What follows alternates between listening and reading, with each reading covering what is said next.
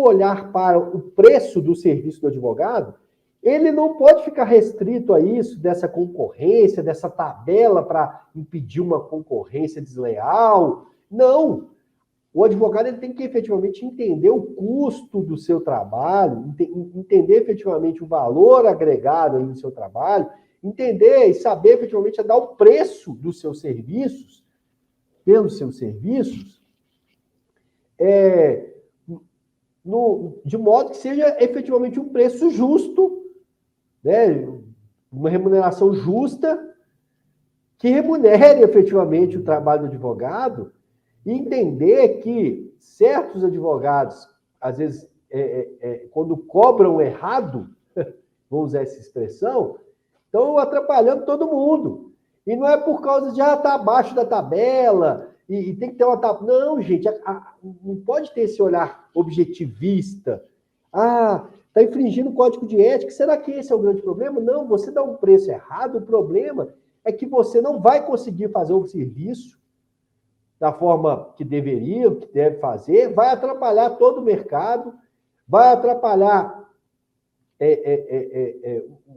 toda a conjuntura profissional na medida que você vai, às vezes, combinar uma coisa, vender uma coisa e não vai entregar.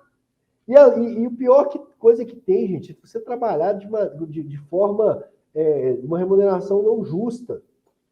É horrível. Eu estou falando aqui, eu já cobrei errado, e às vezes pago por isso até hoje. Tem processo aqui no escritório de 2002, de quando eu comecei a advogar. Tem outros de outros advogados, nós vamos falar até um pouco mais, que eram de outros advogados, vamos falar sobre isso, processo de 85, processo de 97.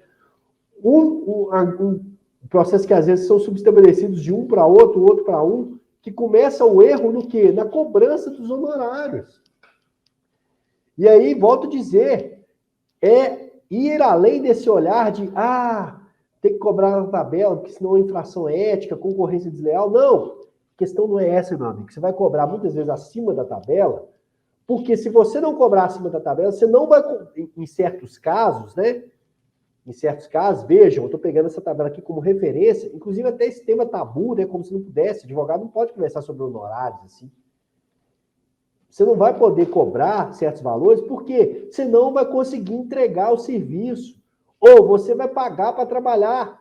Você vai receber ali um valor inicial que depois não vai haver estímulo para você terminar. Não vai ser justo. Você vai trabalhar, às vezes, de graça ou pagar para trabalhar. E se você não fizer isso, pagar para trabalhar ou trabalhar de graça, aí sim, você corre o risco de sofrer infração ética disciplinar, de você não entregar ali para o cliente o serviço contratado, e aí o cliente vai sair, não só você sujeito a responder o processo junto à OAB, como também você vai sair com seu nome sujo e consequentemente, o nome de todos os colegas advogados sujos, né? Da classe da advocacia suja. Correndo o risco aí de igual a expressão atribuída ao juiz lá da Boate Kiss, né? Esse advogado é uma topeira, correndo o risco ainda de ser taxado ainda um mau profissional.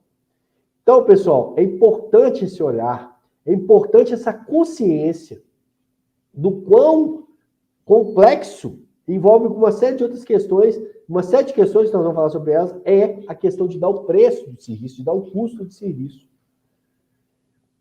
Não ficar restrito a aspectos meramente objetivos lá da tabela. Eu tenho que cobrar no mínimo uma tabela, porque senão eu vou ter infração ética.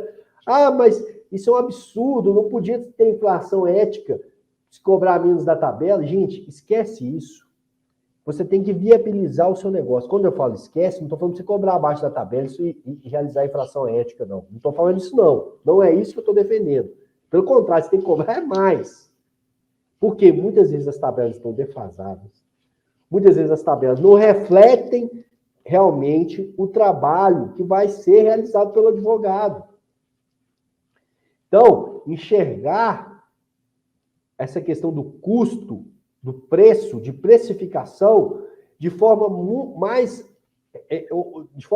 da forma que ela realmente deve ser, para além de cumprimento de realmente cumprir tabelas ou preço de tabela. Você tem que entender o serviço que você vai fazer. saber o tamanho daquele serviço. Por isso que é importante a consulta, que a consulta muitas vezes é para isso, para você saber o tamanho do serviço.